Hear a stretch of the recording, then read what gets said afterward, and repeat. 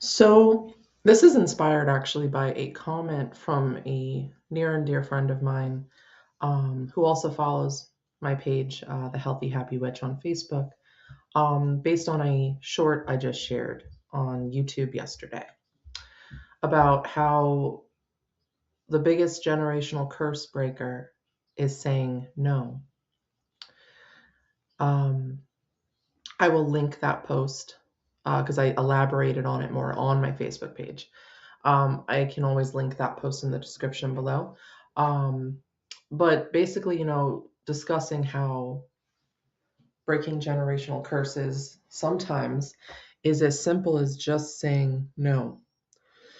No to our toxic behaviors, no to toxic relationships and connections, no to toxic habits, thought patterns, limiting beliefs, no to consistent cycles of self abandonment, and so on. And my soul sister friend said, it's very hard. And I responded with, yes, it can be, but we have to select our hard, right?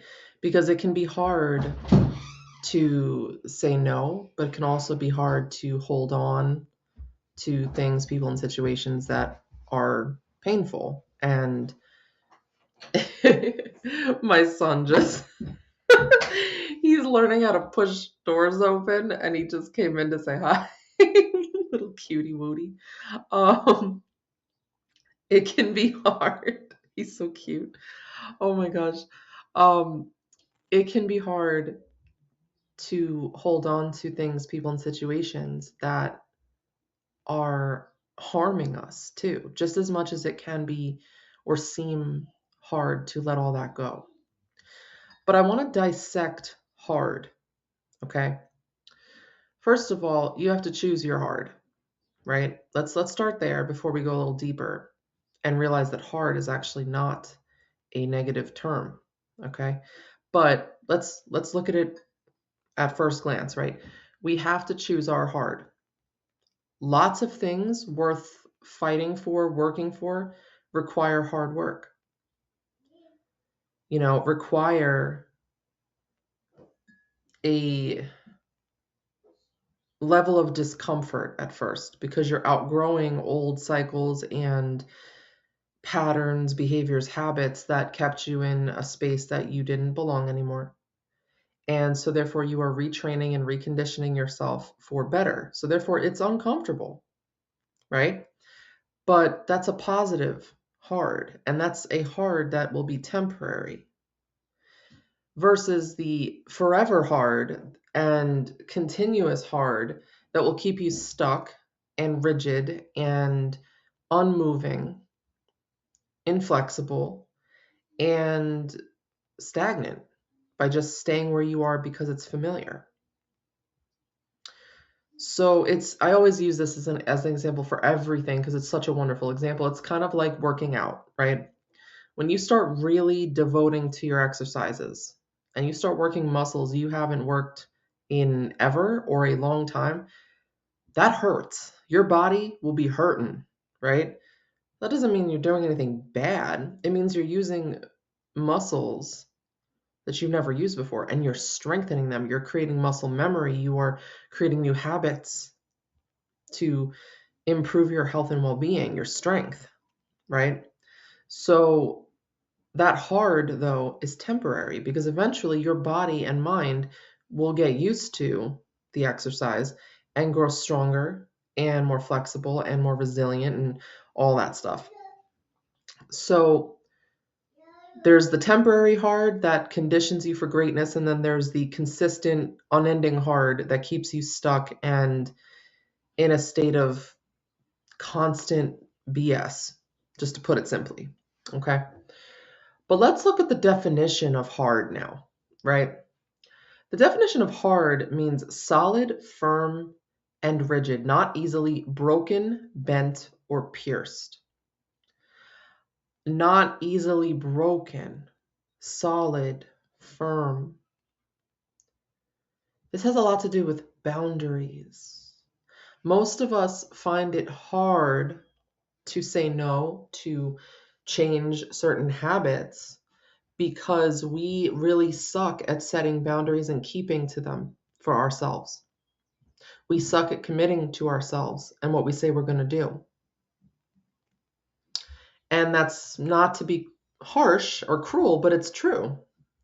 And so that's why we look at the new habit as, oh, that's so hard. It's so hard because it requires your commitment, your unbending, unbroken, solid, and firm commitment to showing up for everything you say you want.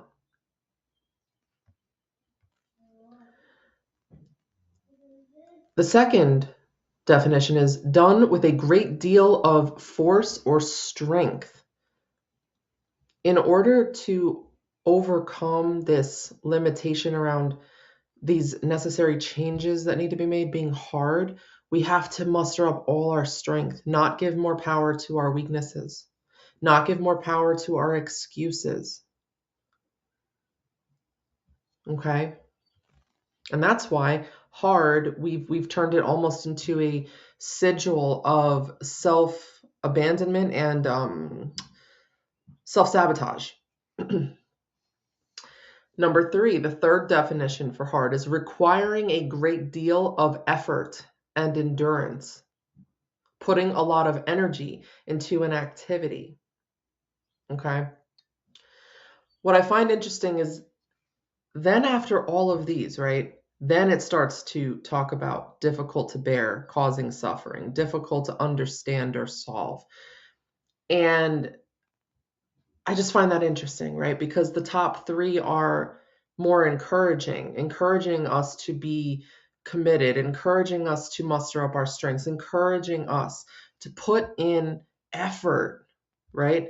And then after that, it goes towards the more painful definitions. So I think underlying that in our unconscious and our subconscious is all of these beliefs, insecurities, thoughts, limitations around how something is hard because it challenges our suffering.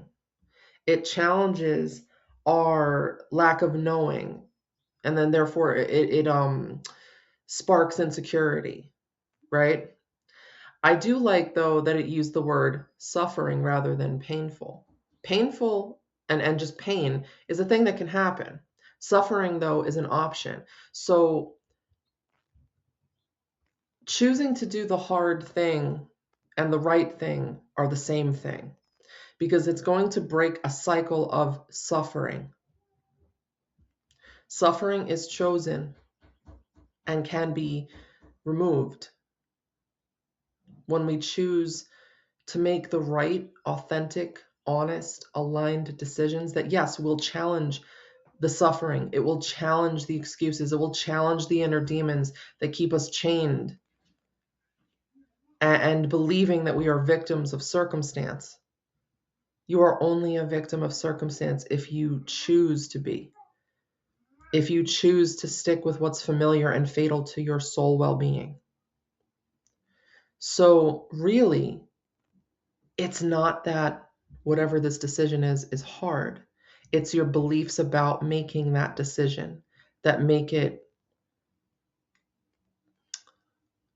unbearable and keep you suffering. Like I said, sometimes the hard choice and the right choice are the same choice.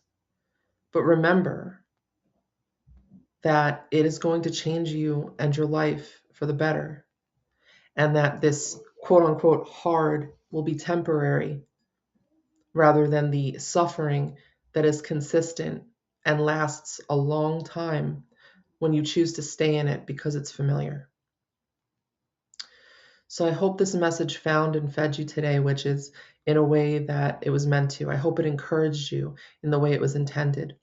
And if there's anything you need support in right now, if you need more soul to soul guidance and support on whatever this issue may be that you are currently struggling and suffering with, I will be available today for emailed readings.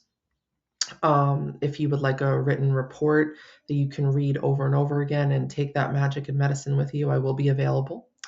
So go to the link in my description below, select the reading that you feel soulfully and intuitively pulled to, and I would be more than happy to help you with whatever it is you are facing.